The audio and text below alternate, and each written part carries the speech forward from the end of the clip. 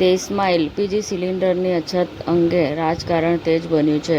કોંગ્રેસના નેતા રાહુલ ગાંધીએ ગુરુવારે વડાપ્રધાન નરેન્દ્ર મોદી પર આકરા પ્રહારો કરતા કહ્યું કે વડાપ્રધાન નરેન્દ્ર મોદી પોતે ગભરાઈ ગયા છે, પરંતુ તેઓ દેશવાસીઓને અપીલ કરી રહ્યા છે કે ગભરાવાની જરૂર નથી. યુએસ પ્રમુખ ડોનાલ્ડ ટ્રમ્પે ઈરાનમાં યુદ્ધના નિકટવર્તી અંતનો સંકેત આપ્યો છે. તેમણે કહ્યું કે ઈરાનમાં હવે કંઈ બચ્યું નથી અને અમેરિકાએ તેના બધા લક્ષ્યો પૂર્ણ કરી લીધા છે.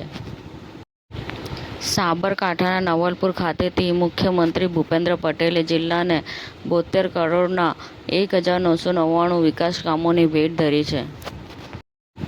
રોયલ એનફિલ્ડની મીટીયોર 350એ 6 લાખનો વેચાણનો આંક પાર કર્યો. ભાવનગર ડિસ્ટ્રિક્ટ કો-ઓપરેટિવ બેંકમાં 7 કરોડનું સાયબર ફ્રોડ. O2H ગ્રુપ દ્વારા 8મી O2H કોલેબોરેટિવ ઇનોવેશન કોન્ફરન્સનું આયોજન. ઉદ્યોગના નેતાઓએ દવા સંશોધન વિકાસમાં રોકાણ, મશીનો અને રોબોટિક્સનો ઉદય, લોંગેવિટી સાયન્સ અને વાયુ પ્રદૂષણ ઘટાડવા માટેની નીતિઓ પર ચર્ચા કરવામાં આવી. ઓમ બિરલાએ કહ્યું કે લોકશાહીમાં મજબૂત વિપક્ષ જરૂરી. વિપક્ષના નેતાને ક્યારેય રોકવામાં આવ્યા નથી. સાબરકાંઠાના સલાલ ખાતે મુખ્યમંત્રી ભૂપેન્દ્ર પટેલે ટ્રોપિક ઓફ કેન્સર સાયન્સ પાર્કનું ઉદ્ઘાટન કર્યું. કસ્ટમર ડે 2026 એરટેલે ગ્રાહક કેન્દ્રિત સંસ્કૃતિને વધુ મજબૂત બનાવી.